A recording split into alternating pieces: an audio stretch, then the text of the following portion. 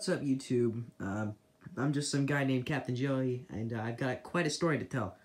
So, the past few days, since I've been on spring break, it's, school's out and such, I decided to go to various places along the Montauk Branch that are near to my house, such as Locust Avenue in Oakdale train station, some spots in Sayville, and record trains, because that's something I like to do. It's a hobby of mine. I've been doing it since a couple years ago.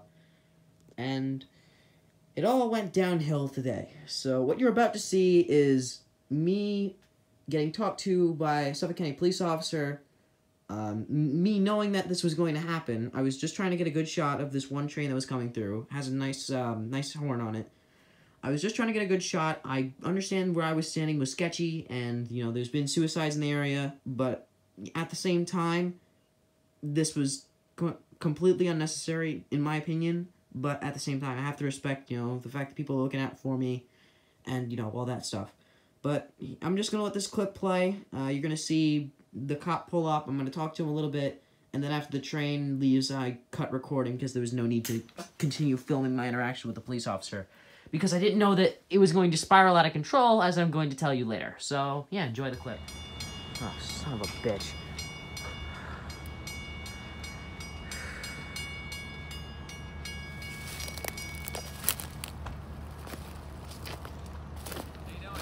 How's it going, officer? Do you mind if I talk to you after this train passes? I'm just trying to get a good video. Alright, somebody was worried that you were maybe gonna jump in. No, not even close. Just let me wait until this next train goes through, thanks. Okay. You just snap pictures of her?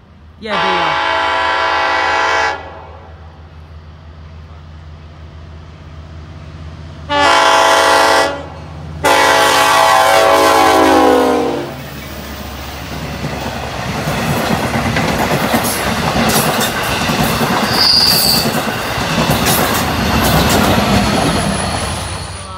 that police officer rolled up to me and asked if I was okay. I told him I was fine. I made sure that I cleared up any sort of misunderstanding that was happening.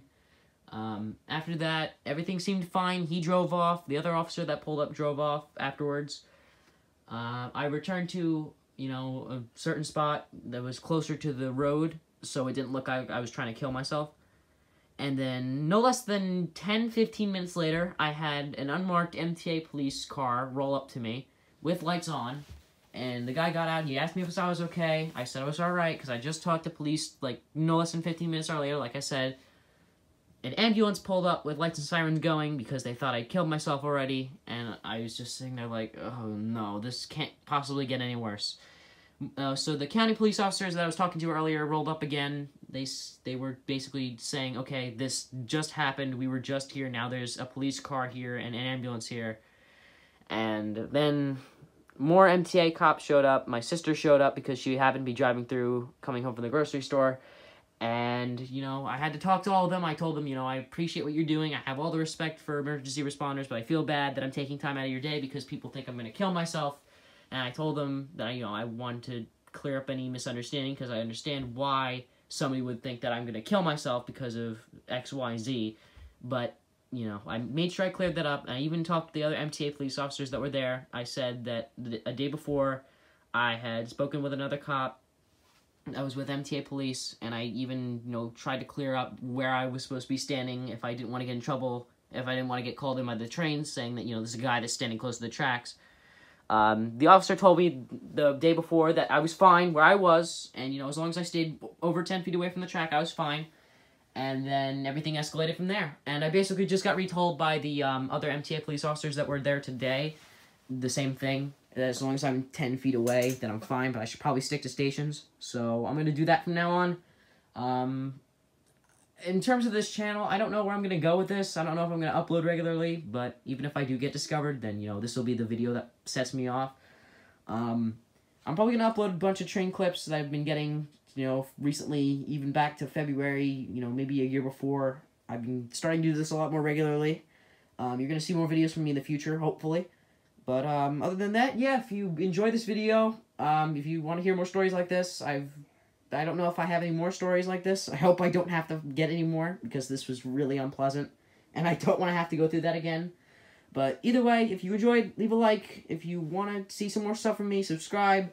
I might even do some more, narrated videos if you guys like that. Like I said, I'm new to this. I'm doing this all on my phone because this is just more of a spur-of-the-moment thing that I want to upload to YouTube because I was like, you know what? I want people to hear my story. And, because rail fanning on Long Island is a dangerous thing. If you go over to Fanrailer's channel, you'll see that he got called an effing terrorist in Northport because some guy was crazy and on conspiracy theories. But that's not important. But it kind of is because, it ties into the whole thing. Go over to his channel. You might know him. I'll talk to him, tell him I mentioned him in this video. But either way, if you enjoyed, again, leave a like, subscribe if you're new, or if you want to see more stuff like this. I promise I'll get more editing material if this turns out well. And if you guys show some support, then I'll be happy to keep making content.